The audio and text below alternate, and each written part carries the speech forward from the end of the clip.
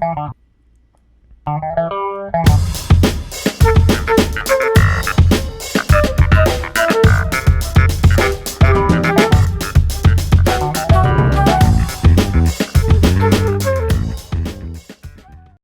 go. Let's go. What's up, Anton? How you doing? I'm doing great, and you, bro? Yeah, you sound a little tired. I heard it's like what 3:30 Yeah, a.m. and yeah. 3 4 It's actually three. almost 4 It's three. a.m. Yeah, almost four. But things you do for friends, you know. Yeah, man. So Thanks for yeah, doing this. Actually, yeah. I'm it's very nice. happy to join you. Yeah. I'm very happy to join That, you guys. yeah, thanks for accepting us in this little adventure of ours that we Yeah. that we're doing. Actually, we're live on TikTok right now because we're trying to get some questions last minute because everything is kind of last minute in my life. But I'm gonna mute my microphone. Okay, my microphone now muted, so we can actually start talking.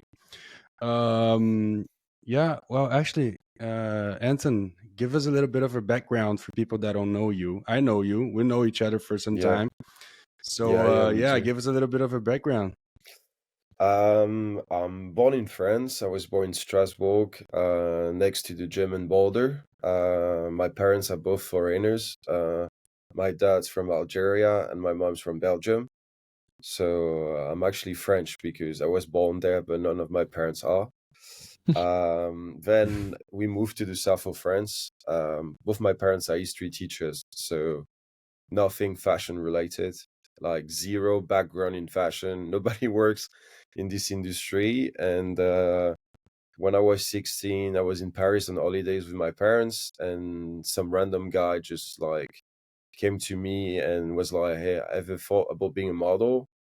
I was like 16. I was playing football or soccer for the American Yeah. people watching, I guess. And yeah, I was playing at a very good level. So I was just thinking about school and playing football, maybe professionally. And my parents were like, I don't know if modeling is a good thing, you know, like they were really like, for them it was very important to go to school, get diplomas and everything, go to college. So it was not really like anything they wanted me to do. And when I was 17, my first girlfriend was a model. And at some point, she goes and she tells me I have to go to my agency to pick up some com cards or whatever. And I was with her, and her agent saw me and was like, "Are you a model? Ever been signed anywhere?" And that's how I got signed to my first agency. But like, I Okay, so didn't think much about it. you're approached. So first, like you're in Paris for vacation, that you just said, and like you're approached by Yeah, somebody, and just like, yeah, hey, like ever thought about being a model, and you just kind of like, yeah, yeah. no, and your parents kind of I shut it was, down. I mean, that's what happens with a yeah, lot of guys, right? A lot of guys kind of get shut down by the parents because, especially back in the day, it was kind of taboo to be a male model. It's kind of like it's yes, not for a sure. job. And Yeah. My dad, nowadays it's almost like everybody wants to be one, and I'm to be a like, you model, sure? yeah. Yeah. Social media like changed everything. But back Yeah. then, I think when I was approached for the first time, it was like maybe 2008, and I was like Yeah. 15 or something. So for my Too parents, young. they knew nothing. Yeah, my parents knew nothing about it. And the only thing they knew about was like, you know, all the like cliches about fashion, you know, like, oh, he's gonna be a model, he's gonna get into drugs, and he's gonna be like, you know, like do this crazy shit. So my parents were Yeah. like, yeah, no way. So you're just gonna go to school, you're just gonna play football, and that's it, you know, Come like that's on. the only two things you're allowed to do, you know. It So was the time. It was the time when modeling was fun, though. Like, yeah, exactly. Yeah, when it when was uh, different. when Yeah. when everybody did drugs and like and everything was okay. Everything was Yeah. liberal. Everything was yeah. I mean, I think people nowadays it's not like this at all. Completely different. It's crazy that modeling used to be like that, though. Yeah, I think things changed a lot, like in the sense that social media was not as big back then, so nobody really I mean, there was cared no about social media. their. Yeah, exactly. Facebook was like Yeah. I created my Facebook back in 2009, so Yeah. like you know, like nothing was there, and I think people were a lot more relaxed. about everything you could do, partying and Yeah. stuff, like even showing up to call times before fashion shows, being still drunk, and clients were fine with it as long as you Well, walked this straight. is They still didn't care. happen though. This Yeah, this yeah, is yeah, still happen. This I don't think that's like out of normal. Like young models like yeah, hangover like right after the party show up to a job. I think this is yeah, like something that's ever gonna because come on, you're hiring teenagers, right? So you're hiring guys that yeah. they're literally like starting their party life. So yeah, they're gonna show up hangover for sure. I've seen like production on like few shows. I've been doing the casting. On the catering table, they put medicine like vitamin C and like paracetamol and stuff like that, because they know they're Yeah. gonna show up fucked up. So they're like, okay, we might as well take care of them. Yeah. Okay, so Yeah, yeah, so it's so really nice. well, that first approach didn't really work out because of course, you're Yeah, too young, and then after your girlfriend was a model, and then you show up to the agency, they yeah. ask you to be a model, then you I was like, you finally you know accept it. what? I was like, maybe it's the second time. Like maybe like there's something you can follow up. But at the time, I didn't think much of it. I was like, maybe it's gonna be easier to make some money because Yeah, I don't come from like a really, really rich background, like classic yeah, middle class family. So I was like, you know what? Maybe it's in this way I can make a bit more money than what I was making so far because the summers I was working like as a builder or a carpenter in my dad's best friend's company. So I was like, okay, like it's gonna be easier and maybe I'm gonna make more money. So that's how it yeah, started, but I didn't think much of it, honestly. yeah. I was just like, it's gonna So be at the time, easier yeah, at the and less time stressful. you're living in Paris at the time. No, I was living actually in the south of France at the time, Okay, which didn't make things very easy because yeah, once I started doing a bit of modeling, I had to go back and forth in yeah. Paris. So That's close. obviously, yeah, but the thing is, I didn't have much money, so I had to find places where I could stay at because I was trying to Yeah. avoid models' apartment because it's so Hmm. expensive, and so I took a lot of Yeah, night they take a trains, big chunk of sleeping, yeah. sitting. Yeah, models apartment take a big chunk of your salary when you make any money. Yeah, yeah, yeah. So yeah, Especially when you start. cutting down expenses Yeah. is very important when you're starting. So that agency that you got approached, it wasn't in Paris, was in south of No, France. no. Actually, the first one was in south of France, but Yeah, they part of a much bigger group, and I don't know if they still exist nowadays. yeah. But the first one who actually signed me was an agency in London called Mm. AMCK. So Okay. they're the ones who signed me first, and then I got signed in Milan, and I was signed with Independent in Milan. And the last agency I was signed with was an agency in Paris. So, Yeah, but like I guess like at the time when I started working, I was working a lot more in London and Milan than I did in Paris. yeah. So I was not much in Paris in the beginning. Yeah, Paris is a tricky spot, right? Because it's either like very high fashion, very kind of Yeah, weird in some ways, or it's very commercial, where yeah, like yeah, yeah, for sure. you get like the fragrance and like the skincare, the hair, all this stuff, and like this is more like beauty, so it's very commercial. But the other side of it is completely opposite. So it's a tricky spot to get jobs. Yeah, So you either focus and one I or think the other. I think I was stuck in between actually. Yeah. So everybody was telling me, "Oh, you'll see, you work a lot better when you hit 30." And I was like, "Yo, bro, I'm No. 17 right now. I don't care about 30." And no, I'm I like can't wait 30. that long. And I was like, and no, I'm 30 and I'm no longer modeling. So I was like, you guys, you motherfuckers, you just fucked me over. Well, you're in a But better place now. You're in the other side yeah, now. yeah, But yeah. anyways, I switch sides on the table. I'm on yeah, the other side of the table now. yeah, yeah. You're the one that's pulling the shots. Yeah, but okay, but okay. You started modeling in London, I guess, and everything. You just like, how was your experience?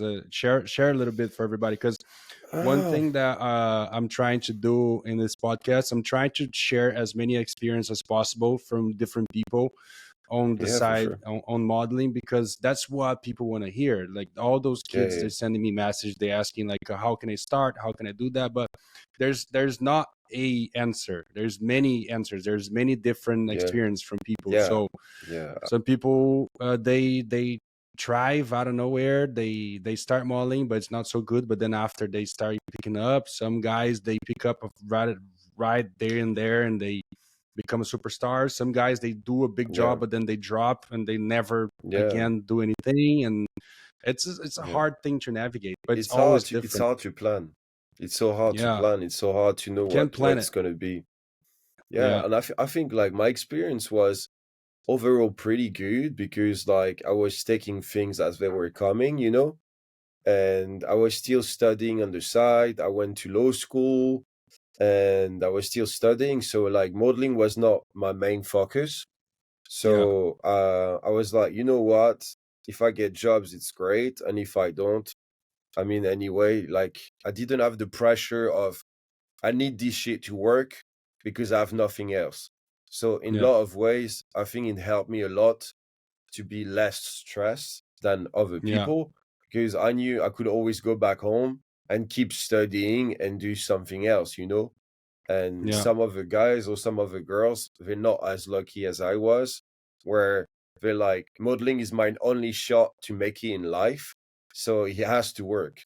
So you don't attend casting the same way, you don't attend jobs the same way. And for me, it was not, I think it was not that stressful. Of course, you have this dream when you start where you're like, oh, I want to be a supermodel, I want things to work. And then you realize that you're probably going to be part of the 99% of dudes that are maybe going to work, but you're going to have to fight for it. And you're not yeah. part of the 1% where for whom it's going to be easy. And I've seen kids nowadays doing casting and everything. Things are easy for them. Like they're part of the 1% and they think that everybody is working like that. And I'm like, yo, bro, like you started working from the get-go. You didn't have to struggle, not Yeah. one bit. So, and I was joking about it because like 3 weeks ago I did an interview for GQ and they were asking me like, do you think there's a lot of like super male models and stuff? And I was joking and I say, you have more chances at winning at the lottery than becoming the next Chico Lashowski. So, which is Yeah, which is it's kind of tricky true. though. Yeah, you touch a few points that like guys there's many different like when guys start modeling, some guys they have a good structure back home, or they have something that Yeah, they're doing that's more important than modeling. So it's not that they're taking the job not serious, but they're not really like chasing it. They're not hungry yeah. for it. There's some guys that have nothing. That's that's what they're doing, right? They travel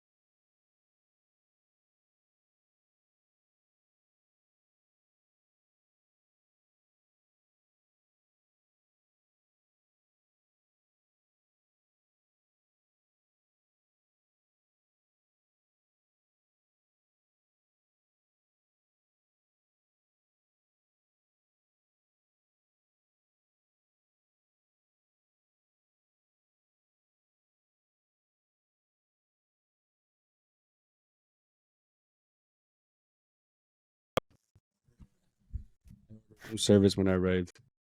Wait, let Did me it finish. arrive? Actually, since yeah, when I arrived here, I ordered room service. Oh.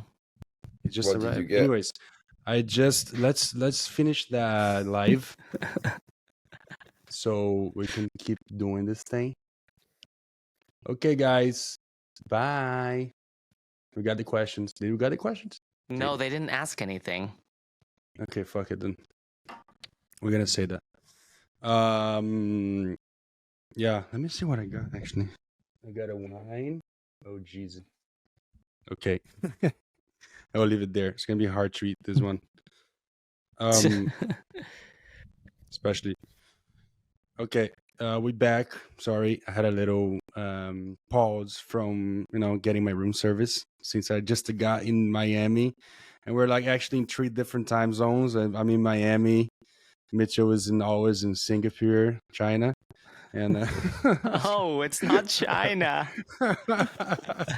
It's like, bro, respect me, yo. we're making those we make those little jokes. They're not good jokes. Jazz don't like those jokes. Mitchell likes Jess it. doesn't like them. Anton is in the middle of the night. He's like dying. He's like, let me go to sleep.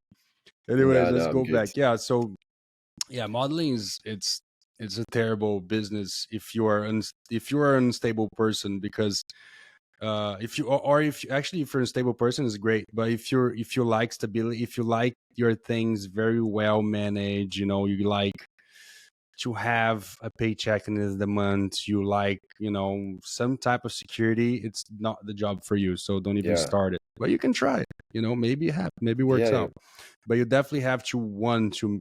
There's some guys that don't want it and they make it. There's some guys they want it a lot and they don't make it, and then it's very tricky. You never know. yeah.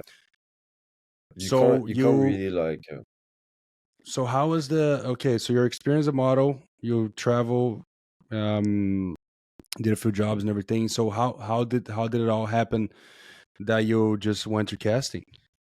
actually it was really funny. I finished my law degree. I went to London and I finished my 3rd year of law school, and I had a deal with my parents that was I finish this degree and then I have like 2 years for me, where I can do whatever the fuck I want.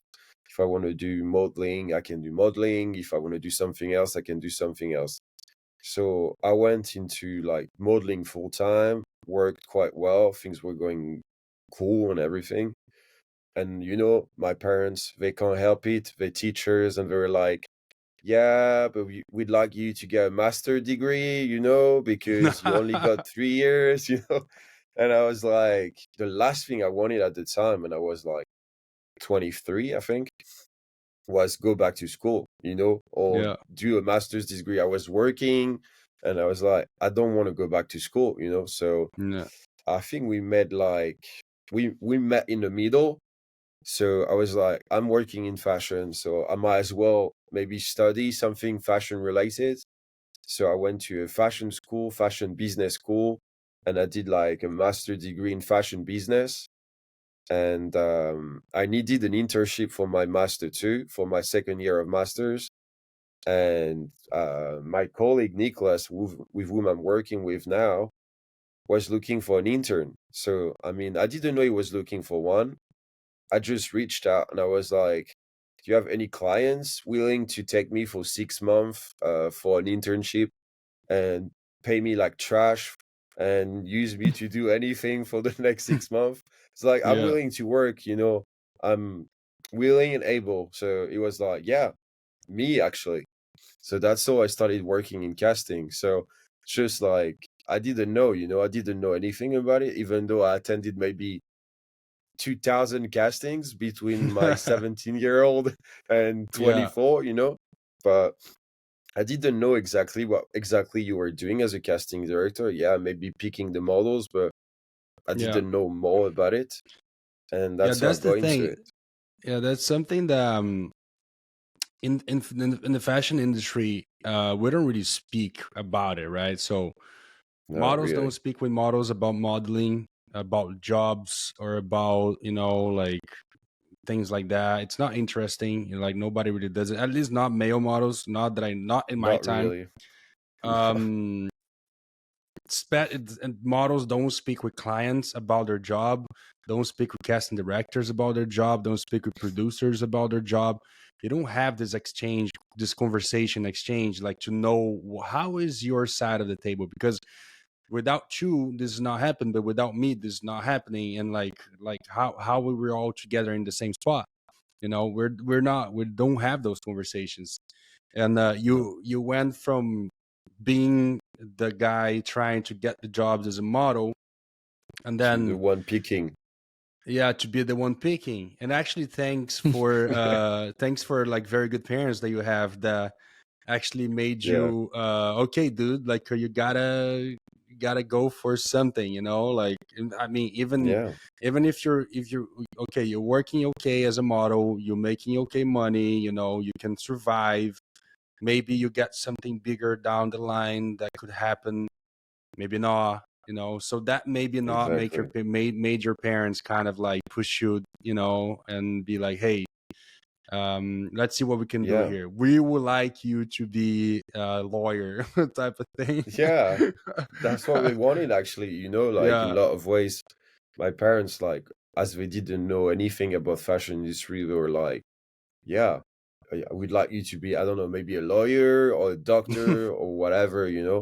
And especially when your parents are teachers, like success at school is very important. Yeah. So especially for my dad, when I told him I was like starting being a model and everything, and I was going to travel and everything, it was like, this shit's never gonna work out. This is not a fucking job. Like, what are you gonna do with this? Like, this is some bouffon shit, like it's Yeah. not a job. And and the good thing is, I think it's also a lot of parents, when they don't know about it, they're worried for you. Yeah. It's like, oh, he's gonna dream about stuff that are never gonna happen, and he's gonna be crushed by it. It's like when your Yeah. kid tells you, I want to be an actor. And I'm like, okay, great, kid. You want to be an actor, but what are your chances of becoming the next fucking Brad Pitt? So as a parent, you want to protect your kids from disappointment, I guess. And that's what Yeah. my parents did. Yeah, or you try to prove them wrong also. I mean, there's many Yeah, sides of that's this what I did. conversation, right? Yeah. Yeah, but okay, like, but it's good to have parents where they try to Protect get you. the kids stable. They're like, okay, we worry about you. We know your job's not unstable. It's very unstable. We're not seeing a lot of like things happening. Like, can we just talk about your future? Because Yeah, because it's important. But that's good. So yeah, you yeah, actually you started as a casting in casting as an intern. You started yeah, right away at Iki. What's the name? Sorry, I forgot. yeah, yeah, yeah. Always been at Iki. Yeah, yeah, yeah. So Iki. I started like almost 6 years ago there. Yeah. Yeah, and So I then started in September 2018. So it's been a while now. yeah, and then how was that transition from like a model, a good model, like you did things, you did fashion Yeah. shows, you did everything that you have to do in the male model industry, to just like becoming the guy that's choosing, like the guy that's like in the other side. I think in a lot of ways I was thinking I'm going to use my experience as a model to make casting better, and also to make the whole casting process a lot more enjoyable for models coming to my castings. Because I remember going to castings feeling so stressed about it, because my agents are being like, oh yeah, this photographer is so important, you're making a good impression. And you have like this pressure, and you show up to casting, you like, if I don't get the job, I'm gonna die. And we're not saving lives, it's just fashion. So that's why I tell kids, when I see they're stressed when they come to meet me, I don't even take myself seriously. So when I see a 16-year-old super impressed to meet me and super nervous, and I'm like, oh, chill out, dude. It's chill. Like, and we talk. And I swear, I wish when I was 17, when I went to my first castings, that I had a casting director grab me by the shoulder and tell me, hey, Kido, it's going to be fine. Like, none of this shit actually matters. So Yeah. that's what I'm trying to do as a casting director, is like, we all humans. So I want to make the whole experience for all models a lot more comfortable and Yeah. help them feel respected. Because in a lot of ways, I've been to so many castings where I could tell clients didn't give a fuck about me Yeah. as a person, and they only care about how I looked or if I could be useful.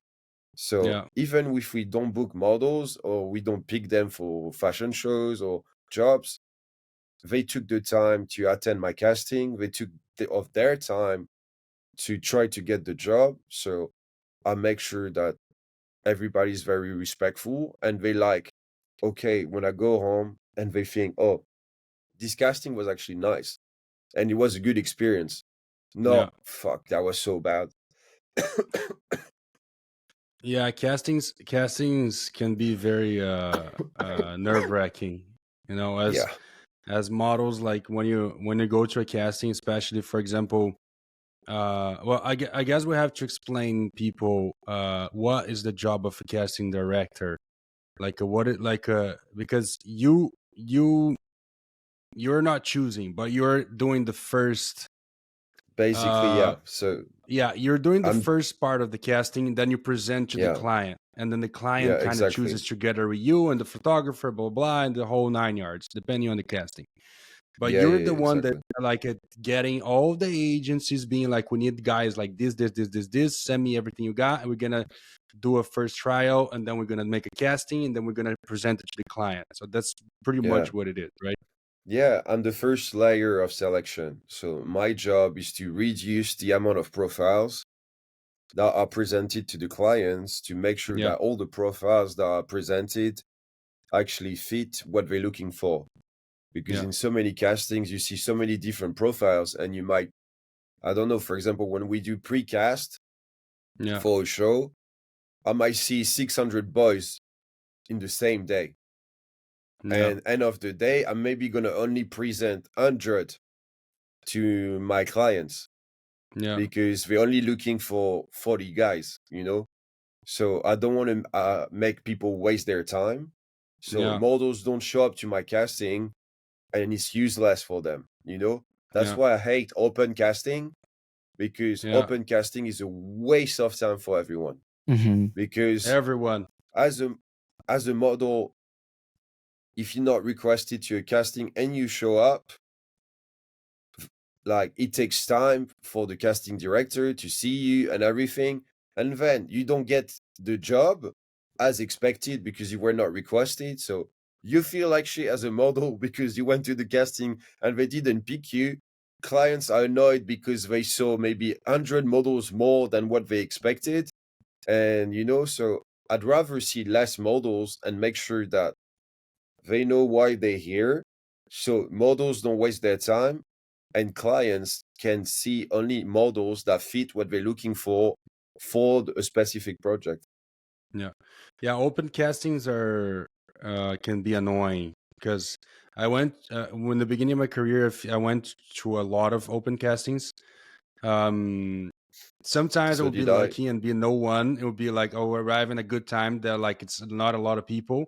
But sometimes you're having open casting is like 300 boys outside, a huge lineup.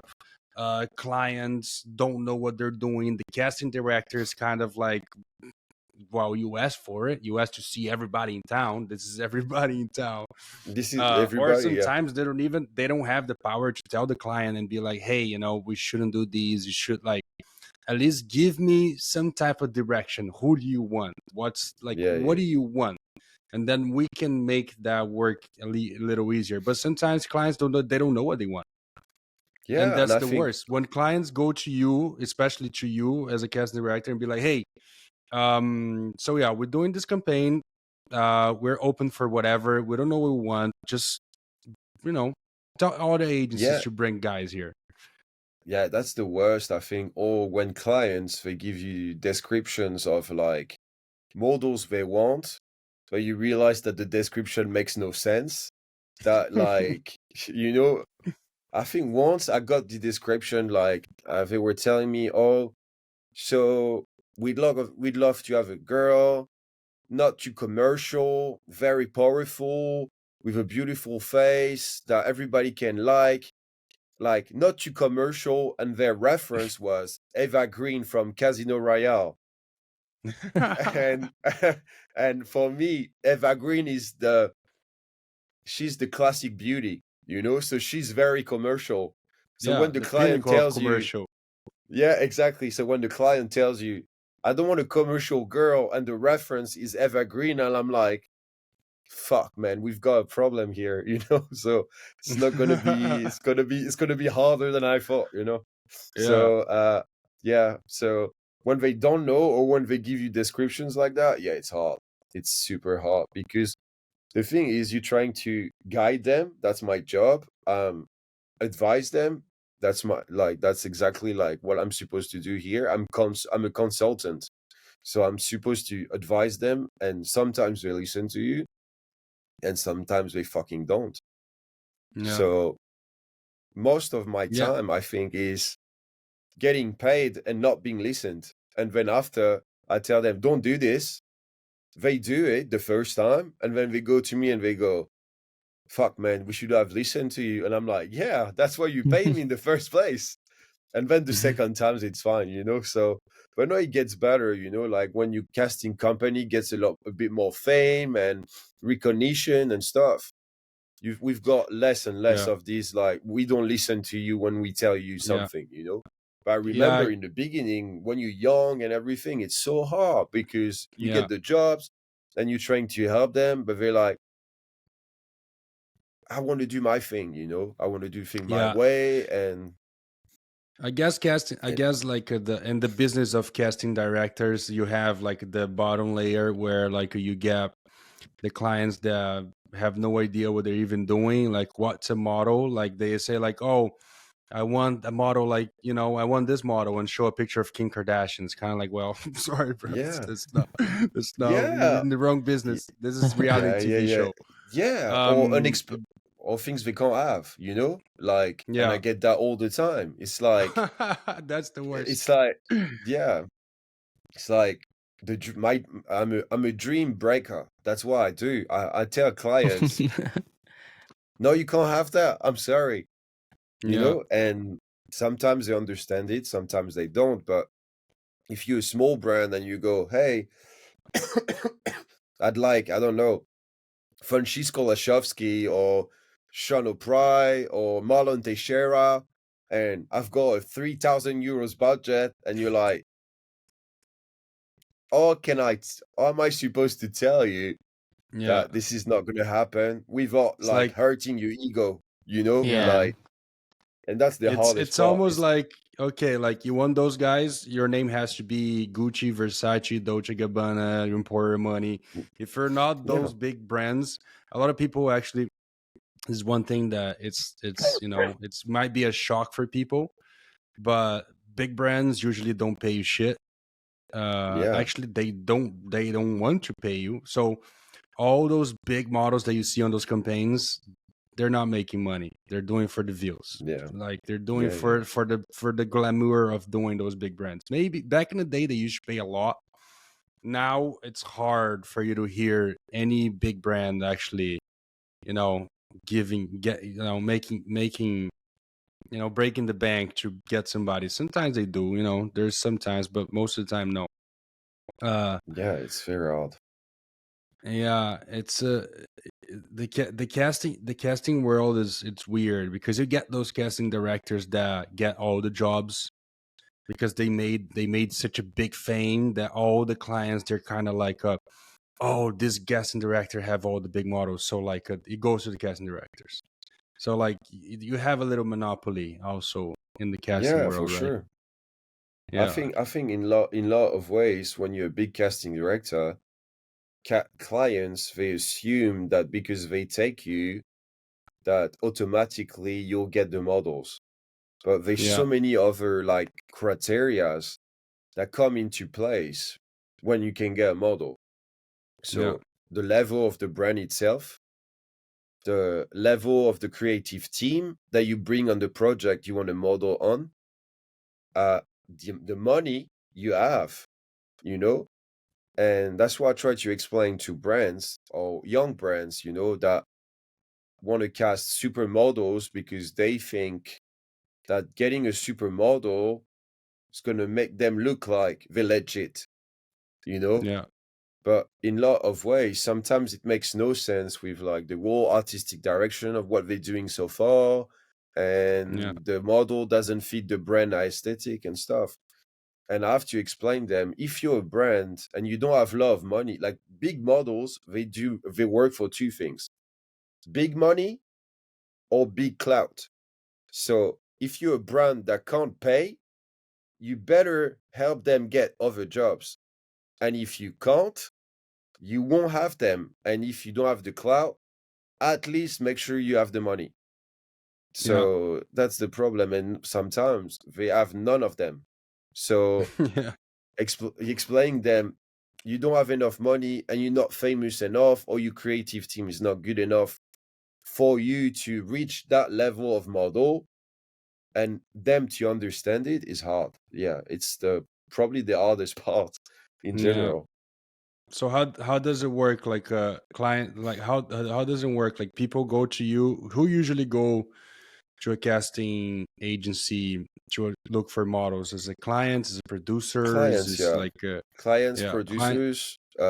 producers a lot, because you know, producers, they're gonna do a whole project. They get, I don't know, oh, we've got 300,000 from this client to produce this short movie or Yeah. these pictures and stuff. And they pick the photographer, they pick the casting director. So Yeah. producing companies reach out to us or clients directly, and they reach Yeah. out to our agent, Yeah. and our agent negotiates the money and everything. We never talk money with clients. It's hard enough when you have to talk creative work. So if you need to negotiate on top what they pay you, it's a nightmare. So we never talk Yeah. about money with clients. I never do. I only talk about fashion. I only talk about casting with them, which helps a Yeah, lot, to be you honest. leave that to the clients, like to the other side of the agency, I guess. Yeah, exactly. There's So people my for my that. yeah, my agent negotiates and I talk about creative work, and that's all I do. Yeah. It's a lot easier. Yeah.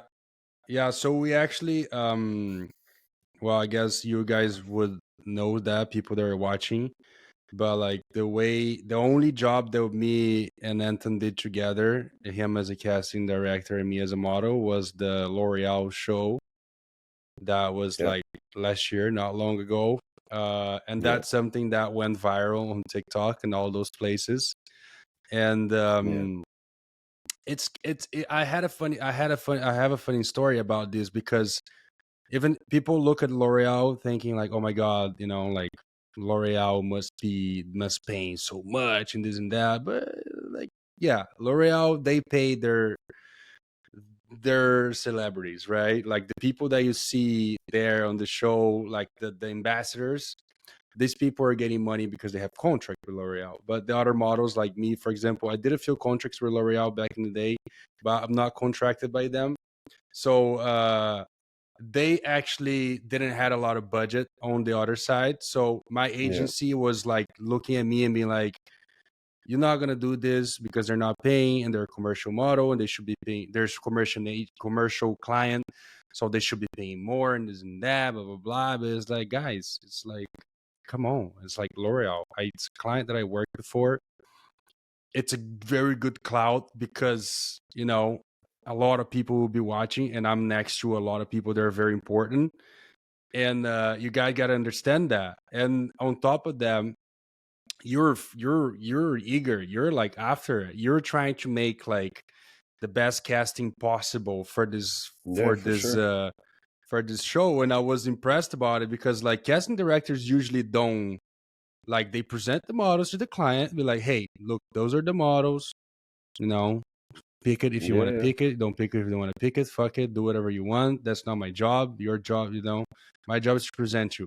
But you're kind of like, guys, you guys don't understand, like, I'm trying to make this show a lot better for you guys, so yeah, this is exactly. what you have to do.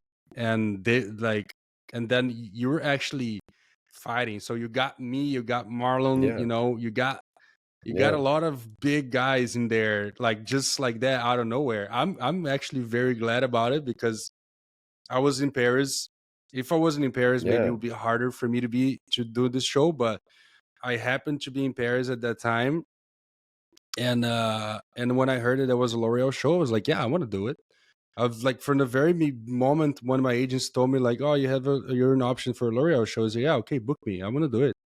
Like whatever. It's like, it, yeah, but the budget was like the budget. I don't care about the budget. I want to do it. uh, It's a good thing to do. When did I ever care about a fashion week budget? I never did. Like you don't get money. yeah, You don't make money by doing catwalk. That's another thing people have to know. Catwalks don't make you money. Catwalks make you show people. It's a show. That's why the name is a show. You show yourself. And then yeah, with that, you get other clients interested on you. So that's exactly what I wanted to do with that L'Oreal show. And then I had to fight my agency to like, yeah, and then good thing that I yeah, had you on my side because you're fighting the yeah, client and everybody, and then like yeah. we made it Um, happen.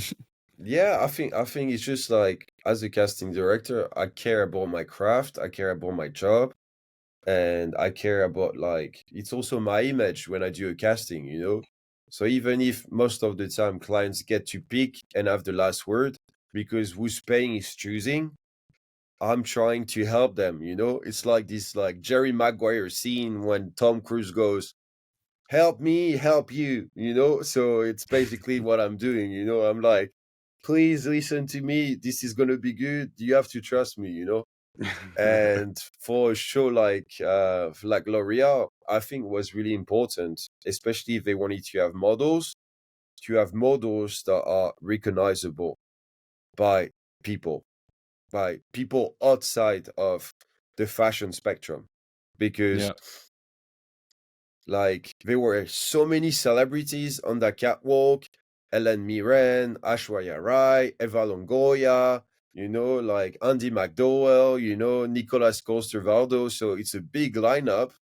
And if you put models in the middle that nobody knows, it looks very awkward, you know, yeah, especially it was a big show under the Eiffel Tower and everything. And I was like, I was telling my clients from the beginning, we need guys that are recognizable, that are huge, that are supermodels, but the people that are known outside of the industry. And yeah, I was pushing for it, and luckily you were in Paris. Marlon was in Paris as well, so everybody was like, "Yeah, I want to do it." So I pushed it, and thank God it worked out, you know. And I was very glad with like the the whole feedback we got after the show, you know, like that was great. it buzzed on It couldn't be. TikTok, it buzzed on Instagram. Yeah, Yeah. it couldn't be better because Matthew also almost did it. Matthew Noska, but like Exactly. I they, wanted to get Matthew Noska, yeah, and I think his agent wanted him to do it, but at the same yeah, of time, the course, it's the same thing. But because of like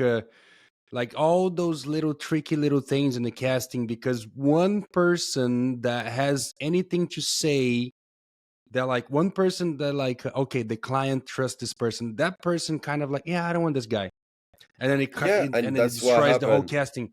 It's like, you're not the one that do the casting, I do the casting. Why are you saying what? Do your job, stop Yeah, doing my there's job. always this little thing or that person that wants Yeah, to have a say or say anything, and yeah, the perfect like it would have been the perfect lineup if we could have had like Matthew Noska on board. I was yeah, pushing for it as well, but unfortunately, there's always like a limit to what I can do and what I can fight for. So end of the day, I was very glad with the because the result what was I was gunning for, you know, like the feedback, people were really happy about like supermodels back on the runway, you know, the whole thing under the Eiffel Tower. And I think everybody was very surprised to see you guys there, Marlon and you, and nobody yeah. expected you to be there, which was No, even greater because the whole answer from the public was great. And that's all you like, okay, I did my job well as a casting director because that's what I wanted, and it happened. yeah, that was a big buzz though. Like the whole, Yeah, that's what I was looking for also, because when you do a show, you're always looking for that big buzz because that's why you do it, right? But like that one actually impressed me. I was like, wow, like you know, like people doing edits, you know, about it. It was like all sorts of edits. Actually, even Yeah, yeah. what's the name of the what's the name of the dude, the French guy, there's a Baptiste TV, Jabiconi. yeah, Baptiste. Baptiste was there as Baptiste well. did an edit, you know, like the models are back. It's like, come on, Yeah, yeah. a little bit cheesy. Yeah. But Yeah, but I think it was the first time in a long time that they had seen like you three guys on the same runway since yeah, maybe 2010, 2011, probably. yeah, You it know? was fun though. I like Runaways, and like that one was definitely fun because it's a different one, right? It's not like you're doing. It's not like a major show or a fashion show, but like it's a fun one because it's one that you. I mean, people are kind of like they were all saying like, "You gotta smile, you gotta be L'Oreal, smile." I'm like, I don't smile on the Usually. runway. I just smile. I'm gonna go Yeah, out there yeah. and do my job. Yeah, yeah. But I Um, think I think was it's nice, you know, it's a different vibe. I think it's at the crossroad between a fashion show and an event. So it yeah, was a lot more about entertainment that fashion show usually are, which yeah. was fun because the location was crazy, the lineup of celebrities was crazy as well. The timing is So better. yeah, yeah, yeah, yeah. So yeah, I think like it all worked out at so many different levels, Yeah, and yeah, and the clients were really pleased with the feedback they received from the people watching the show and yeah, all this, which was great, you know. yeah. It was a great show. I like it. And I'm glad that you made it happen for everybody. Yeah, You know, yeah, I yeah, wanna for thank you sure. for that. That was good. Yeah, but I Um, was very happy. I was glad to have you there. okay, you have any curiosity or like anything that you want any job or like any like I don't know anything funny that ever happened as Well, a model or a casting director? I mean, like as a casting director, probably so many. Like I have a meme account, so I have this account I created where I make memes about casting and Oh yeah, I every see you post. I situation. see you Yeah, always post on your stories a bunch of yeah, memes, yeah, and and they're all that's the funny one though. that's the one I do, and it's just like it's my therapy, you know, for fashion people, you know, like I just go out there and I just laugh about it. But yeah, I think it's just like clients are so crazy in so many ways, and or like stylists or photographers, you know, artists in general, you know, like so when you're on set, you always see like so many crazy stuff happening. I mean, you've been there so many times where everybody knows the lifelong feud between stylists and photographers on set, where in general they don't like each other and they want to take the Yeah, lead on the shoot, and they always end up arguing about everything because they yeah, disagree on the looks, they disagree on the pictures, they disagree on everything. So I've seen that so many times. But I think also the funniest for me is like I look very young for a casting director. So yeah, once I showed up on set, and I don't go to all my jobs, I don't go on set all the time. And at the time, I was still riding my motorcycle, so I show up on set with like a motorcycle backpack and a helmet, and I arrive and stuff. And the producer had never met me, and she goes, "Yeah, so the food delivery is back there, so you can drop the food in the kitchen." And I was like, and you know, like it was a big set, so many different people, and I was like, all right, I guess I'm gonna drop the food that I don't have in my bag in the kitchen, and I'll come back later.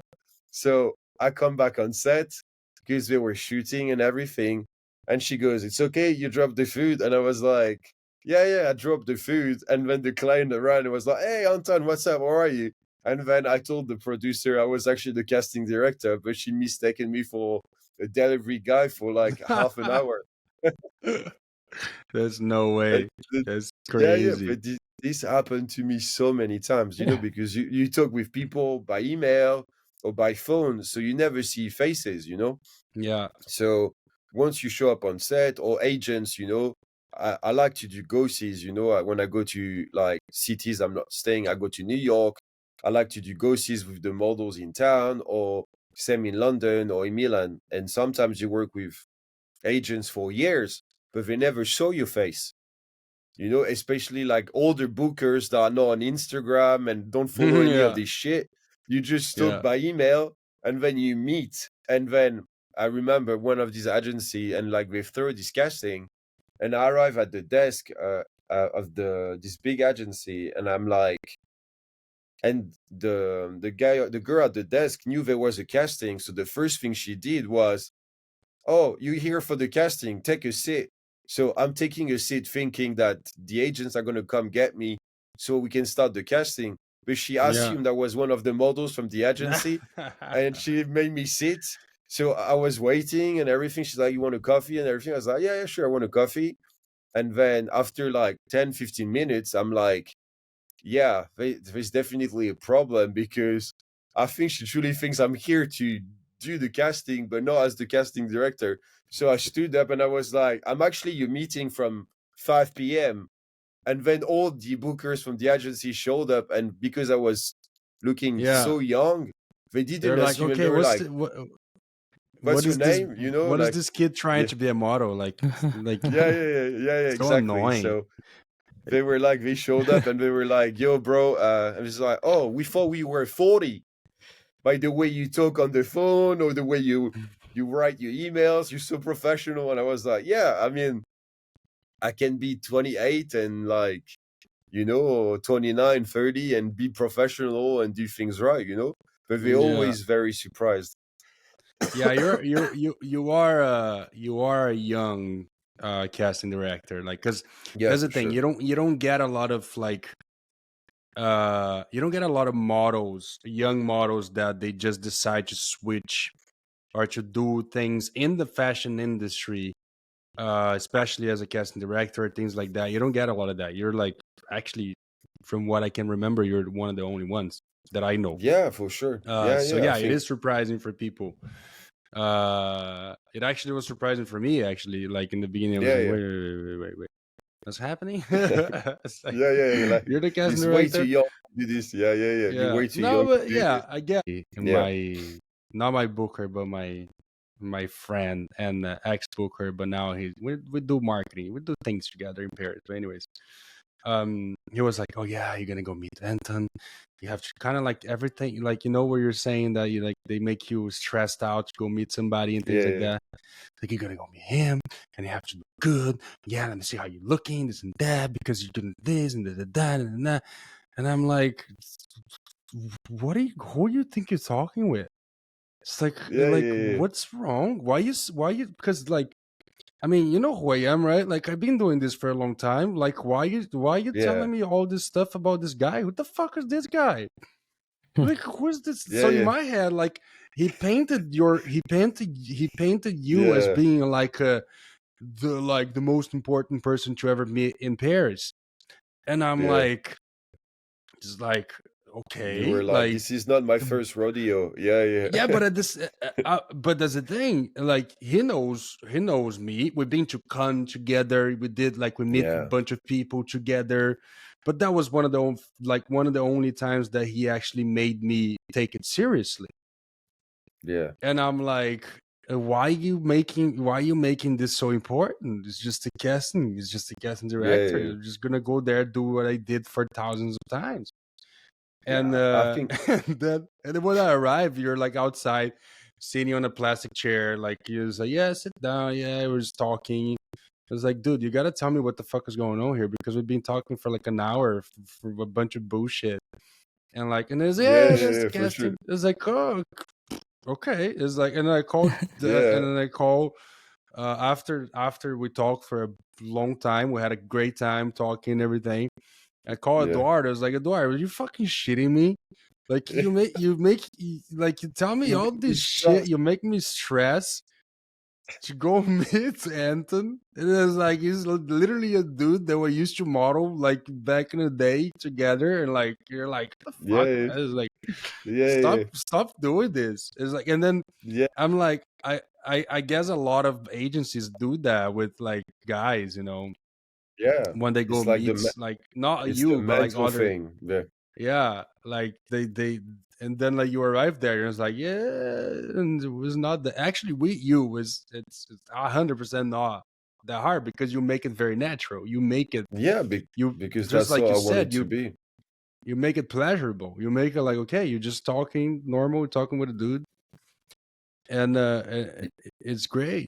And that's how you should be. Yeah, But like yeah, agencies I think. sometimes can be a little annoying though. Agencies are very annoying with models, but we shoot probably a lot, right? Yeah, I think for me, it's what's really funny is like sometimes we forget I used to model, so I know most of the guys that are around my age because I was modeling with them, and sometimes like they set up like go-sees and meetings with my mates, and they don't know we're friends. So they go like, I've got this really good friend, Artur Kulkov. He's from New Yeah. York, and I've got his agent telling me, "Oh, Arthur is in town. So do you want to meet him?" And I was like, "Yeah, sure. Send him." But they didn't know we were friends. So what we do is we just go for a coffee. And he was like sending me a message and he was like, "So did you request me for a go see?" And I was like, "No, your agent wants me to meet you. So I guess I'll meet you." And but I didn't tell them we knew each other. And it was the same thing with Marlon so many times in the beginning, like the first times they sent me, and like Marlon was like, it was like, oh, but I was like, you sending me meeting my friends. He was like, okay, I guess this is my type of casting, you know? So, yeah, it's just happened so many times because they don't know, you know, like, Yeah. oh, they don't know. I know them for back in the days, or we were doing fashion weeks together, you know? So, but that's the good thing, and that helps, you know, as a casting director, when you know people you used to work with that you go along with. Yeah. Because after when you do jobs, and I think it's also a question of trust. And I build trust with my clients, I build trust with the agents, but also I build trust with models in the sense that if I'm casting a job and I think this is not good enough for you, I'm going to tell you straight up. And I'm going to be like, you should not do it Yeah. because I'm not into like the bullshitting business. So Yeah. especially if I'm like I have friends in options and stuff, I'm gonna go straight to the point and be like, hey, this is my job, this is what I'm doing, this is my clients, but I'm not sure this is good enough for your level. And I'm gonna Yeah. be transparent about it.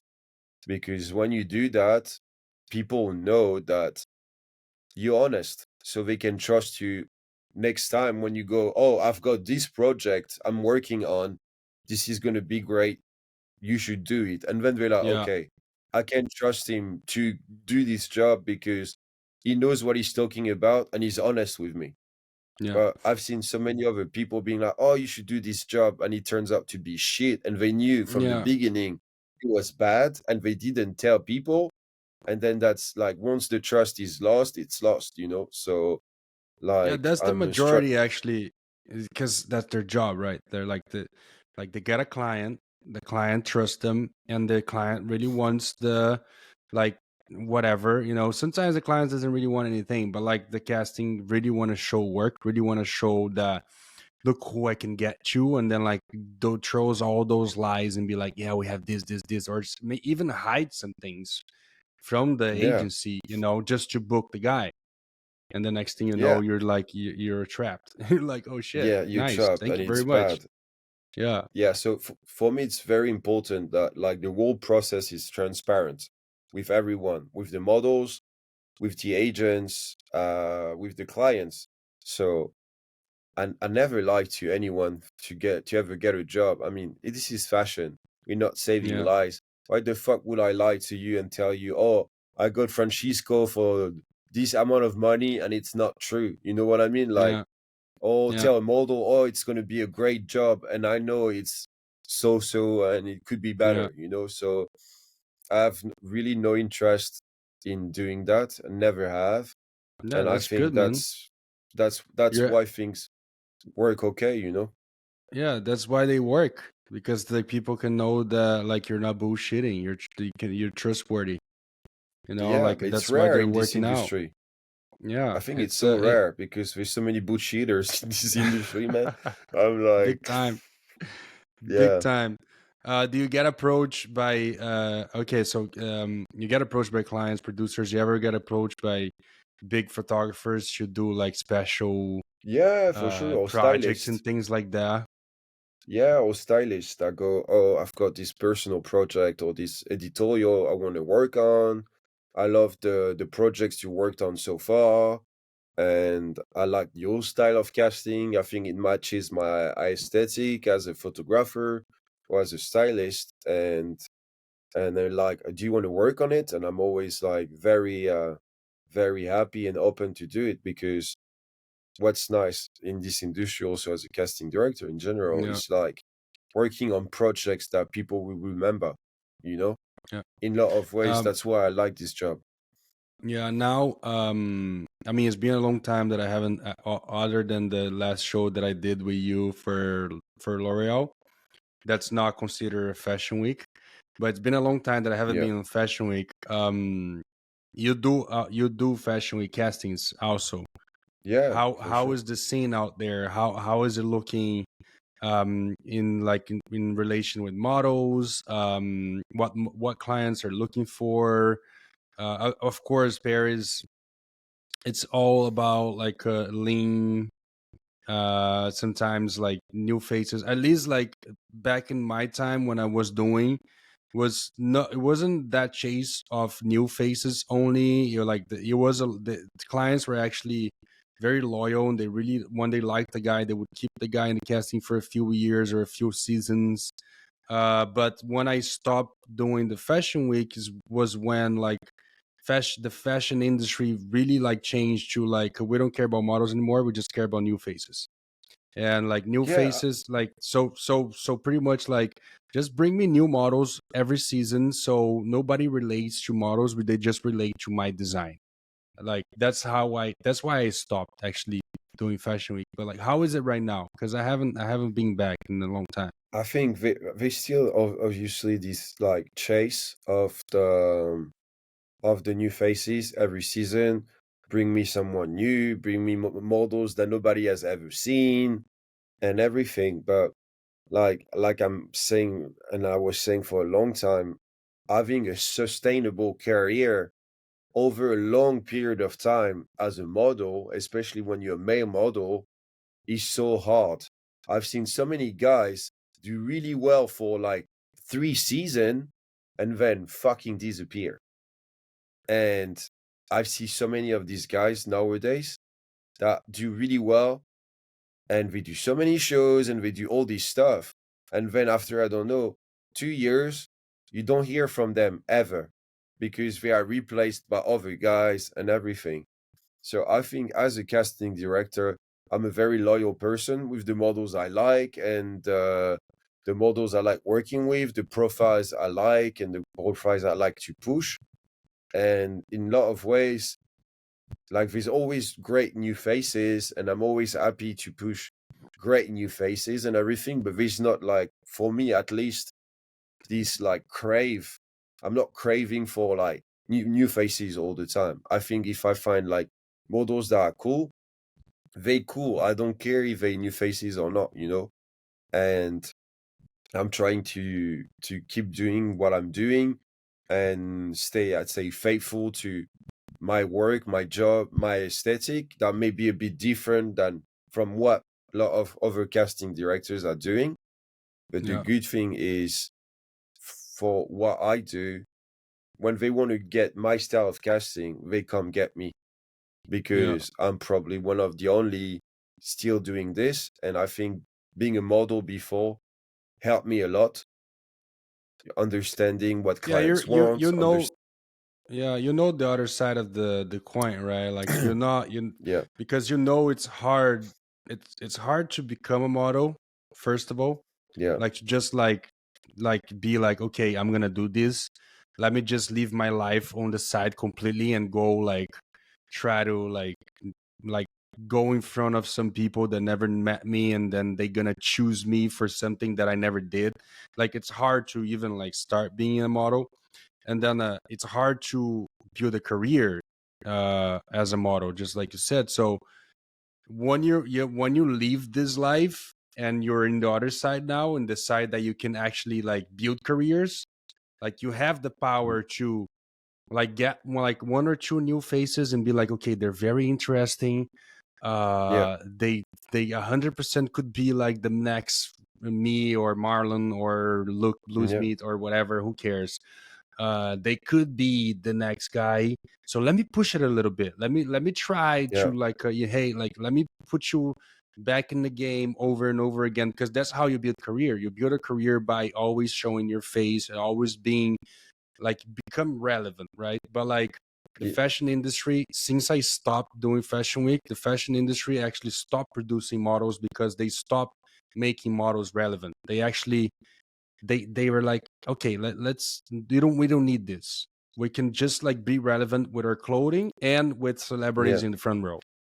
We bring yeah, celebrities in the exactly. front row and we can hit the Yeah, media like this, yeah, you I know? think it's also the problem of social media. Like, the attention span of a video is like 3 seconds, and then people switch, Yeah, so you have so much information and videos and pictures and stuff that are jumping at your face all the time. yeah, And it's hard as a model, and even I'd say as an actor, to stay relevant over a long period of time, yeah, because that's true. every day there's 10 new guys that are here Hmm. to take your spot, because there's Yeah, Netflix, there's Amazon Prime, there's Apple TV, and there all these things, and there's so much content, TV shows, series, movies, so much. where new guys are coming all the time. And now, especially Yeah, with social media, there are so much more models than back in the days when we yeah, were modeling, you know? I yeah. think I remember like, Models now can be so anything, right? Like models can be yeah, like the, I mean, for example, Matthew came from social media, right? He's one of the first products of social media, if you think about yeah, it. And he's a yeah, great model because he does great as a model, but he got noticed from social media. And then he yeah, turned his exactly. career out into a model and an actor. So he's very successful at what he's doing. But there is a lot of guys out there that they're not models. They never try to be Yeah, models. They just like want to take those jobs. They're like, yeah, we like. I mean, we can do this. Like, there's all we can those do young this. Yeah, actors that they just like get all those editorials on big magazines and like campaigns. So like modeling definitely nowadays it's not like when we used to do it, that like there was no social media, there was only a casting. You go, you do the casting, that's the only way for you to book that job, because there's yeah. no other way for you to book this job. No Nowadays other there's access. thousands of ways to book a job as a model, so Yeah, it's yeah, tricky. yeah. So many words. Yeah, it's and very and tricky. what yeah what really is a way to build a career as a model now, because you have all those other ways, right? Like I guess there's one guy right now that's like building that he built himself to be the supermodel, or the next big thing is Kit Butler. That's what I think, Kid because Butler. he does everything literally, Yeah, yeah. and he doesn't I really think he's, his presence on social media is like none. He doesn't really do it. yeah, That's like I a think true he's the, model that actually did it. yeah, I think he's the closest in terms of success to what you are, or what Marlon is as a model, in the sense that his success came from working and not from social media or Yeah, other endeavors. Like, he's not acting, he's not doing other yeah, stuff like that. But I think as a model, especially as a male model, I think from the beginning, a really successful career is also being surrounded by a good team and a good agent, a yeah, good mother agent that wants to build a long-lasting career, that wants yeah, to make money for a long time and not yeah, short term. And that is the hardest part in the beginning, because having a good agent helps you tremendously, especially if you have a yeah, great potential. yeah, Because I've seen so many models with great potential we did nothing because they had shit agents. Because Yeah, they were, I meet them all the time. I meet guys that I work with sometimes, and they're like, "Oh, geez, like you could do very well in Europe. You could like, why you're not in Fashion Week right now? Like Fashion Week happening, why you're not there?" I was like, "Oh yeah, because like they're too naive. They don't have the person that's like, okay, here you go. There's the ticket. You're going there. This is your agent. There are agents in Paris, in Milan. You're gonna go there. Like they don't have this. They don't have people that's actually making them go and do it. So they yeah, wasting the potential. Potential that is like I look at them and like, dude, you're 100% should be there, yeah, like you could walking do all it. the Yeah, big fashion shows. And yeah, it's very important to find that person. I have the same outer agent since the beginning of my career, and she's always been there for me. And she helped me to find the best team around the world. It took me a long time to do that because it took me many agencies to try to actually find the perfect people that fit my character and that fit my what I really want. When people don't want as much as I don't want them. I leave, I go somewhere else, and I find people. So right now I'm happy where I am, but there are guys that might never find these people. There are guys that find them at first. Like for example, we just did a podcast with Sean O'Pry, and Sean has the same and agent for his whole career, yeah, and yeah, yeah, he and it doesn't was have the perfect agencies fit. nowhere Yeah, else in the world.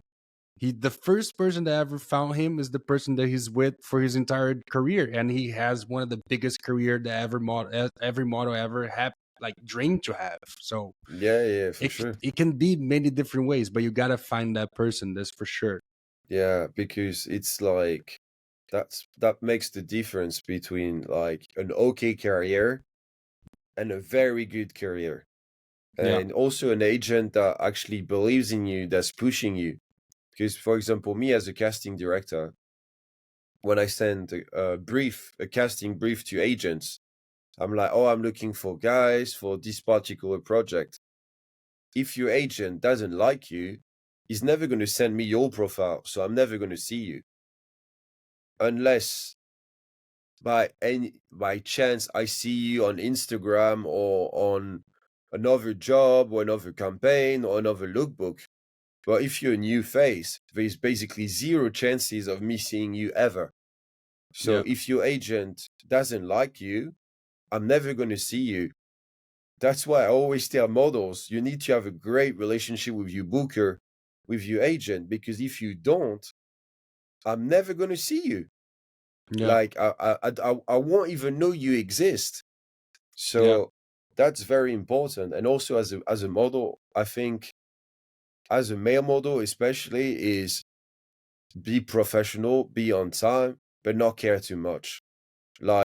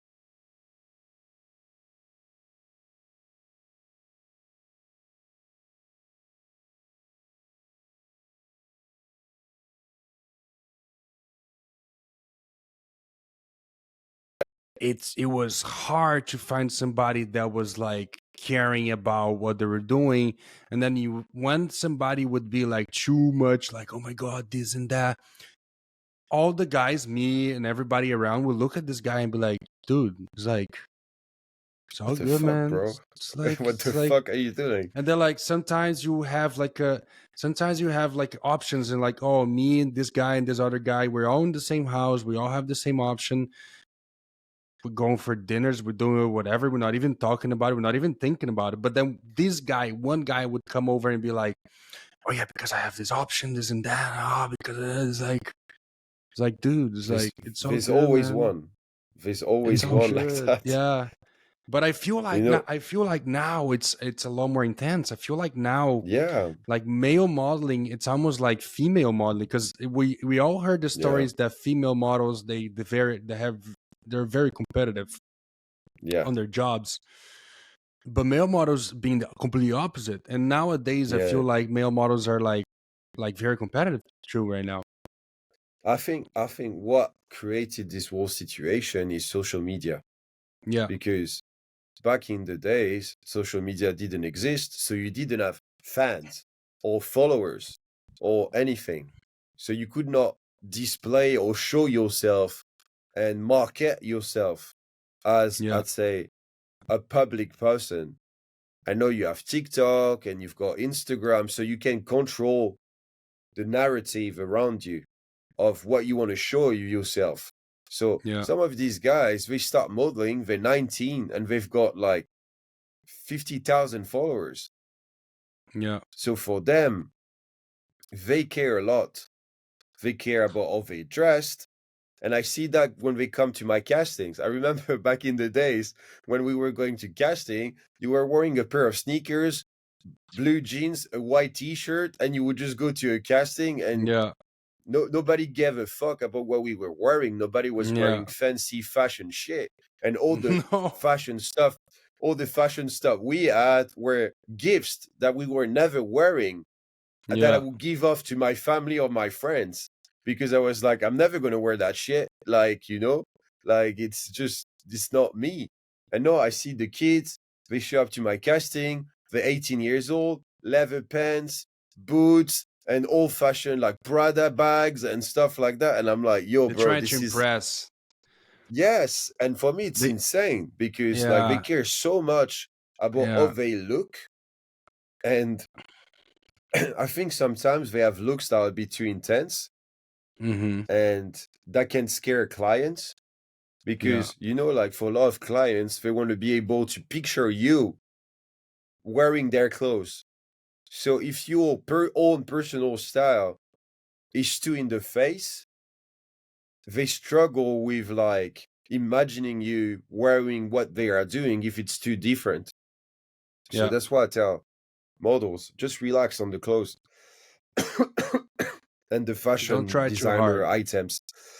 Yeah, Yeah, I think when you try too hard, that's where it's like not working at all.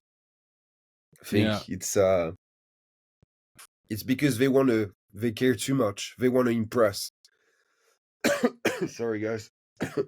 It's okay. So yeah, they want to impress, and I'm like, you should not impress. And the best example I give them all the time is say James Dean, the actor. Why James Dean was so successful, and why was he so charismatic? It's because he didn't give a fuck, man. He didn't Yeah, try to impress anyone. He was just yeah, being man. Now, himself, and he didn't care. yeah, I think nowadays just the ego. People are very egocentric nowadays, right? Like, Yeah, especially because of social media. When they get a little traction, and they get more followers and more people commenting and more like attention happening, the egos start like getting big, and they think that they have to yeah, become that like celebrity. They think that they have to become that person that always brings the attention to them. They are the center of the world. So that doesn't really work with modeling. I feel like it that might work with other places and other jobs, because you want to get attention. But in modeling, if you want to be successful, I feel like the last like attention that you get for you is better. Just simple, very like up and personal, nothing too crazy, man. Like, just dress good, just be comfortable with yourself. I gue- I, yeah, I guess if you want to dress like whatever, you do it. You're gonna find clients that like you. You're exactly. gonna find people that like you. uh but like, if you wanna be attract the majority of clients and casting directors and people like this. Like just relax. You don't have to impress Yeah, so much. just Take it take it easy. chill. Yeah, take it Yeah. easy. Go to your casting, do your thing. After, if you want to go out tonight and do your content, just dress like you want and do it. But for the castings, I feel like it's something that you don't have to go crazy on it. It's just like Yeah, just I think it's just the whole thing of try too hard is not yeah, very attractive in yeah, general. yeah, It's like when you're not really confident and you overplay the bravado of I'm super confident and cocky, yeah, and he ends up looking very cringy because you're like, yo, bro, like I can tell that all of this is for show. So just cut the bullshit because all like I've had models show up to casting bragging about the jobs they've been doing and stuff. Like they want to impress me because they worked for other brands and stuff. And I'm like, I could not care less about you fucking models.com, like this or your number of followers on TikTok or Instagram, because this never had any impact on whether I was casting you or not. Because yeah, you can be the coolest dude in the room with no social media, and you can have 5 million followers and be cringy as fuck and not being interesting. So yeah, it's just a question of vibe. It's a question of being yourself. And I think back in the days, a lot of models were a lot more comfortable about being truly themselves than nowadays. But I think social media is also fucking up the compass of who's the real you and who you think people actually want to see. yeah. So I think I it's think hard. the problem is like social media in general is making like kids believe that they have to be somebody else to reach this Yeah. success, right? They believe that they have to, like, that there is a secret formula for it. They believe that there is like a recipe that they have to follow so they can be successful, but that's not the way that, like, that's actually something that we touched a lot in the podcast with Shano Pride, that you don't have to try to be somebody else. You don't have to try to, like, there's no secret formula, there's no recipe, there's no how I became who I am or Sean became who he is. It's like we just were us. We're Yeah. truthfully, we just were very up and personal. That's was us. There's a lot of guys out there that they're very outrageous, and they're very successful, and they actually able to become big by being themselves. But that's them. That's their style, that's my style, that's Sean's style.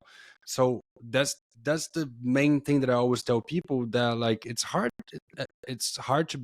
for them to process, but like you don't have to try to be anything else other than yourself. Just be yourself. Go to Yeah. your castings, go to see your clients, go to your agency.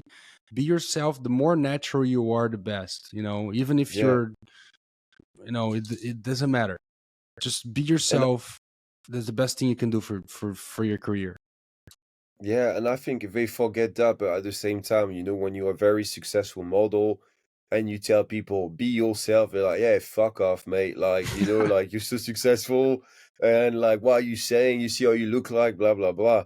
But it is the real recipe is like be yourself. And also Yeah, it's the question of not caring whether it works out or not, because it worked out for you, it worked out for Sean.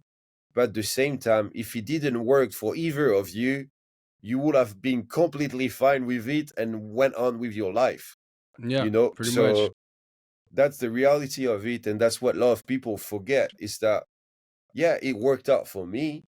But if it didn't, I will still be Francisco Lashowski and I'd be very happy with my life and I'd still be myself.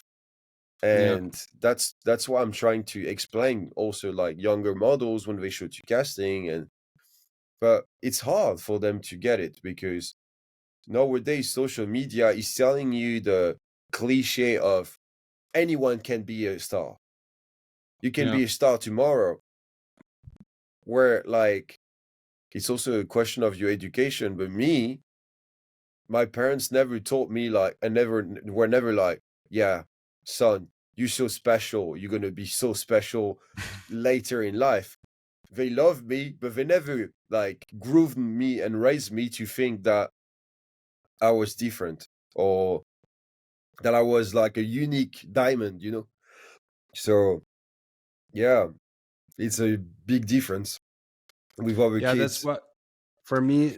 Like for example, a lot of people ask me like, "Oh, is Milo and Laszlo going to be models? You know, are they going to follow your career and this and that?" I'm like, my answer is like, if they want to be a model, they can be models. I'm 100% not gonna be the one telling them like you shouldn't be a model. Like that's how I feed them. You know how I that's how I put Yeah, bread on the table.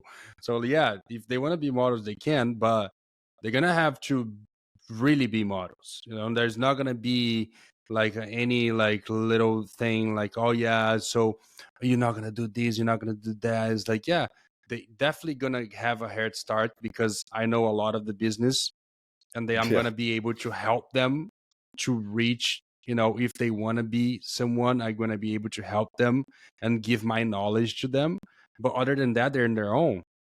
If you want to be it, yeah, go be it. I'm not gonna make it for you. I'm not gonna be calling yeah. people. You're gonna go and do it. It's I'm like, gonna put you in a good agency. I'm gonna put you with with good people, and we're like, just go for it. Just do your yeah, thing. and you'll But see.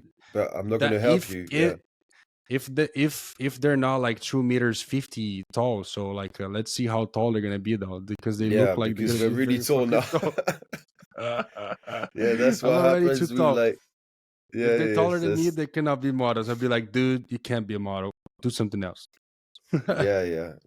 Play volleyball, play basketball, Basketball. like do your thing, go surfing. But Something like modeling that. is not, it's not gonna be good for you, yeah. But Eh, I mean, you know, like it's just the whole thing with the kids is like do what makes you happy and then you'll see, you know, but it's like they need to, I think, and in a lot of ways they see of like you and Jason, you know, grew up as parents and adults, you know, and raising them and both being models and all this stuff, you know. So they see the good side and the bad side of it, you know, which is in a yeah, lot of ways very helpful because so many kids they just start being models and they know nothing about the business. nothing. So Yeah, so you learned the hard way along the way, you know, you yeah, learn by being fucking disappointed and crushed when you get canceled on jobs. I yeah, remember first time I got an option for Givenchy in Paris. I was supposed to work the show, and they canceled me the day of the show at like 4 a.m. And I was supposed to like go do my fitting at 4:30. I was sitting on the couch waiting for my agent to call me and tell me to go to the fitting, and my agent called me and was like, "Hey, no need to go to the fitting. They canceled you."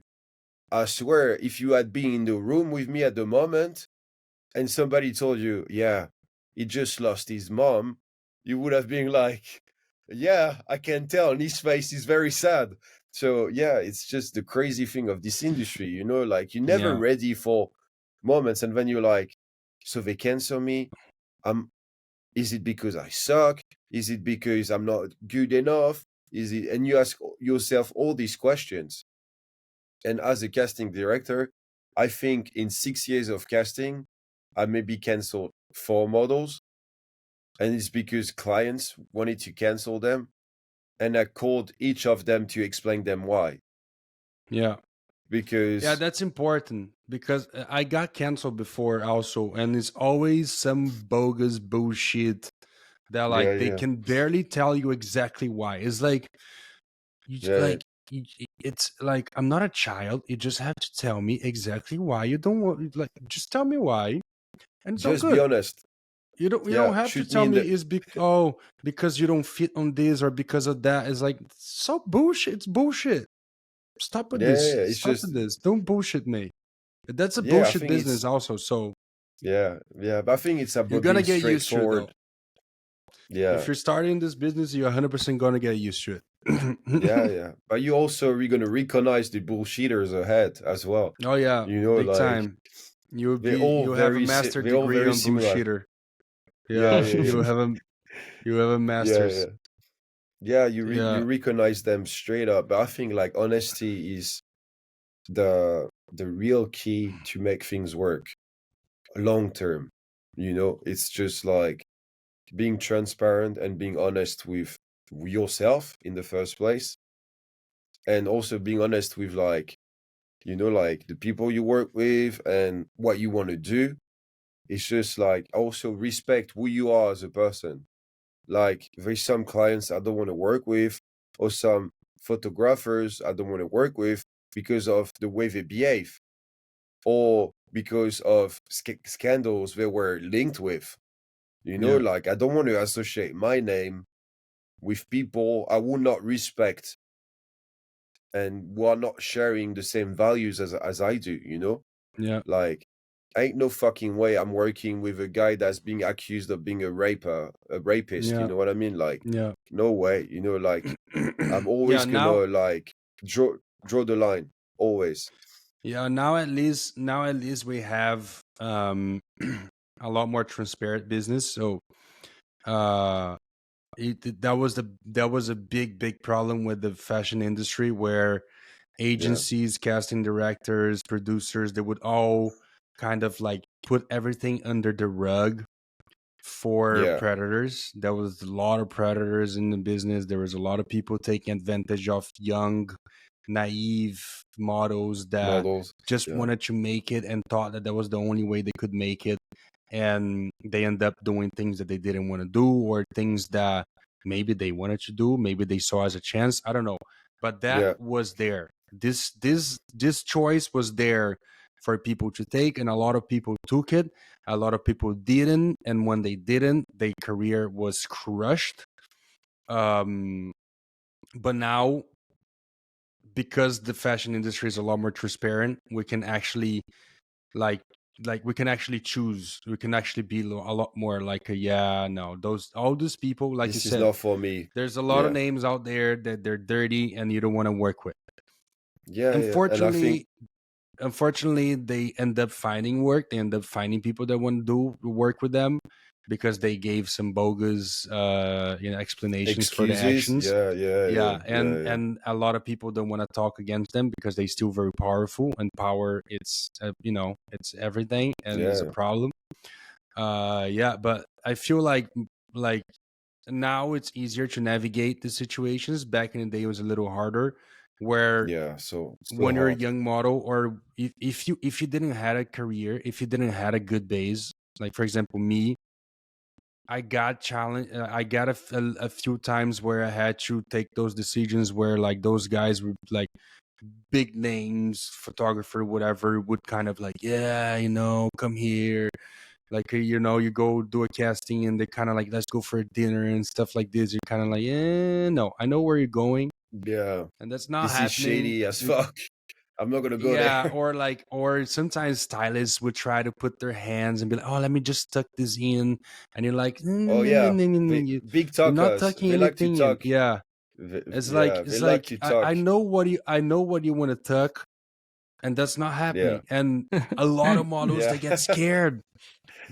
A lot of models, they're young and they get scared of saying anything, and they just let people pretty much abuse them. And Dude, it's yeah, like, yeah, yeah. nowadays, finally, or it's a lot more professional, it's a lot less than that, but it still happens. So make sure you never, like, if you don't agree to it, be transparent with yourself, just like we said. If you don't agree to it, you just say no, or you just kind of be like, be the person that you're proud to be. Like, Yeah. don't accept anything they don't want to do. Just don't, Exactly. It's because just it's like not be worth able it. to look it's just look It's at not worth being it. able to look at yourself in the mirror and be like, I respected myself along the Yeah, way, and I'm yeah, here because I deserve it, not because I took like the shortcut yeah, by doing things that I'd be ashamed to talk about. Oh or yeah, that my big time. parents will be ashamed to talk about or find out, you Yeah, know? Because yeah, that's my moral compass. I'm always thinking, if I'm doing this, what will my mom or my dad say? And yeah, if I tell myself, they be like, what the fuck is he doing? Then yeah. don't do it, you know? Like as I met simple as that. guys. I met guys from all types of spectrum, right? I met guys that they suffer abuse and they actually destroyed by it. You know, if you see all those documentaries about Abercrombie Fitch, you know, all this like Yeah, yeah, there's out there like guys crying about things that they did that they didn't want to do but end up doing. It's like, yeah, well, you did it, right? But like you can't really like beat them down because they did it, because like maybe that they thought that was the only way for them to, you know, like succeed. And I don't know, or maybe just by pure pressure and by not knowing what to say, they just decided they end up doing it. And I yeah, met guys, they actually, that's what they do. They're like, yeah, I know. It's like, yeah. I know this That's guy my is very big. powerful. That's what I I do. know this guy is That's very what I do. powerful. I know this guy like can get me jobs, and this guy is asking me to do this very naughty or very like, you know, promiscuous thing or very whatever, and I'm gonna do it because I'm gonna make a job. I'm gonna get jobs after that, and they end up doing. So there's all those types of, and there are guys that, you know, proudly, I'm proud to say me that pretty much like, bruh, like I'm not bending anything or I'm not doing anything out of my way that I don't think it's like, you know, that I Yeah, think it's wrong. I'm not doing this just because of a chance or something. It's kind of like I'm not doing it. yeah. Because And the end worst is of the that day, like we talked agencies, about it. yeah, They know. agencies keep throwing people at those guys because Yeah, they know their power. They know that they can get like, oh yeah, you're gonna do this thing. Like, yeah, yeah, we all know that he's a perfect, but don't worry, just go there, do the casting. It's yeah. gonna be fine. It's like, no, it's not gonna be fine. Or they don't even tell you, and then the Yeah, guy tries, and then you go to the agency and you're like, yo, the guy tries some very crazy shit with me, and they go, oh yeah, we know. yeah, He can be like that sometime, and you're like, what? You knew about it and you didn't tell me shit. You know, and yeah, we had this conversation back then with Matthew as well, where we yeah. all met the same photographers. We won't quote any names, but No, all the stories are the same, bro. It's the yeah. same playbook, you know. So you're Me like, and yo, Mitchell, okay, this, we don't want to yeah, start getting lawsuits, Mitch. Mitchell, you're the one yeah, that's getting the lawsuits, not me. Just saying. yeah. So yeah, we're It's in not your gonna, name. yeah. So we're not gonna quote anyone here, but yeah, like we were talking about it, like while having dinner with Matthew and Yeah, Oscar, and we were talking about it, saying like, yo, like we all the same names come up all yeah. the time, and the same type of behavior happen It's again and predators. It's again. people with too much Yeah, power. They like they have so much power in the industry yeah, and so much money that they can just do whatever they want, and they got addicted, and they just addicted to it. yeah, And that's yeah. it. I think in a lot of ways, it's like knowing that it's never. I think in this type of situation, it's never about the sex or anything. It's about dominance. You know, it's Yeah. about knowing that you can do whatever the fuck you want, Yeah. and you have the power. You're in Yeah. control over someone. And these people, for whatever fucked up reason, it turns them on, and they're really happy Yeah. with it. You know, and they It's their enjoy that. fetish, Like, right? It's never, because it's yeah, never the same. It's never like you said, it's never like that one thing that they want. No, it's always different. Sometimes yeah, they, you know, sometimes they just want to watch. Sometimes they just want to do something else. Sometimes, but like there's all those guys that kind of like, but they want to make sure they have the power on you. They want to make sure that they are in control. It's fucked up, yeah. but you know, I think we're living in a different world right now where things are a lot more transparent, and Thank God. it's good. It's Yeah, good. it's very good. So you know, we're not there anymore.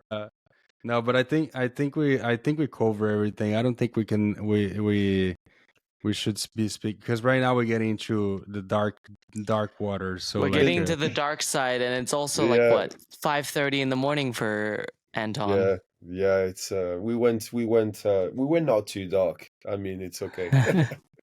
no, not too dark. I No? think we shed a light, and we gave a lot of good information for people, even like people in the industry that are being a long time, and also young models that are out there right now, and guys that and girls they want to become models, that they have an interest on getting into the industry. I think Yeah, we gave a lot of informations. I got a lot of intel that it's people, even people like that are being in the business as long as me or you, people don't yeah, know about it. It's good. yeah, It's yeah, good to for talk sure. about it. It's good to let people know. And thank you for being part of the Yo Chico It was, podcast. yeah, it was my pleasure, mate. Thank you so much for having me, and yeah, and really nice to meet you, Michelle, as well, Nice to because meet you too. I heard a lot Mitchell, you about have you. anything So to yeah, say? You have anything to say about the podcast? You have any questions? No, actually, You as being a photographer, you guys what's your covered a questions? lot. I learned a lot, like just listening to this conversation, because I've been in the industry as well. Like I worked for a modeling agency from the agency side. Like I would see what models would be selected to be sent to the casting directors, and the models always talk to me because I'm like, I was an intern, so I was like a friendly face. They would be like, "Why you're the did this nice model one. get?" Yeah, I was a nice one. I wasn't making any decisions, so they were like, "Why did this model get picked over me? We're the same weight, we're the same height, with the same eye color, everything, but like, why him over me?" And you answer that question where it was like, it's your relationship with the agent. Like Yeah, it's important that the way that you have that, you walk into the agency and you're nice. You bring like a, I don't know, box of chocolates, or you're just like nice to the agents and you build that relationship, and it really affects your career as a model. Um, yeah, it does. Building that relationship. Tremendously, but also it's also a question of, are you working from the beginning, like when Yeah. they send you to casting, are you already booking jobs? Because I remember showing up to my first agency in Milan, they didn't even fucking know my name. I landed in the airport in Malpensa. I was 17 years old, and they just called me and they were like, okay, see you in 2 hours at the agency. I was like, all right, okay, so I guess I'm gonna have to go to the agency by myself. I don't fucking know the city. Like, I'm like, Yeah. I'm underage, like nobody cares. So I went there and they didn't even know my name. And then after 2, 3 days a week, you there, and then you start working, you start booking job. You come back to the agency, it's like, oh, ciao, amore, come here, give me a hug, blah, blah, blah. And Chico knows that, like that's how it works. I know. Like, oh, Yeah. oh, he's making money, so let's take care of him now. Mm-hmm. No, So I actually used to go in Milan when I start modeling because I didn't have nowhere to go. I didn't have friends like everybody's in Brazil, right? So my family was the agency. So I took them as like I'm gonna be coming here every day, guys. Like you better like my face because that's like I'm gonna be here every day. So I like in the beginning of my career, I was going so much to the agency that I forced them to make me work. Pretty much, kind of like, let's go, people. That's what I'm doing here. I'm not here for vacation. I have to Mm-hmm. make money. Let's I'm go. here to hustle. Yeah, yeah, yeah, for Yeah. sure. But that's how it Yeah. works. That's how it works. They need to know you're here. They need to like keep you in mind and be like, okay, he's actually here to work. He's actually motivated and he's not Yeah. fucking around. Like he's very Yeah. serious about it. They have to know you're serious. And then they can send you to you. So, you can get a Yeah. casting. I So think I yeah, think it's a Yeah. balance. It's a balance because the agency also gets annoyed if someone comes in all oh day yeah, every day. oh Like all day yes, every day, and Yeah. then they're not doing anything for work. They're just here to annoy They you. But then they're No, like, they "Can this never get guy?" annoyed. Can this They- guy they- leave? They never got annoyed by you. They wouldn't. They weren't annoyed by you, but I've known people at the agency where they're like, "Can this guy just like go to the gym or something? Just like stop coming here." Yeah. I wish they would have told me Yeah. that. I would have gone to Yeah. the gym. You have two schools. You've got the ones that come all the time at the agency and the one that show up only to get the com cards.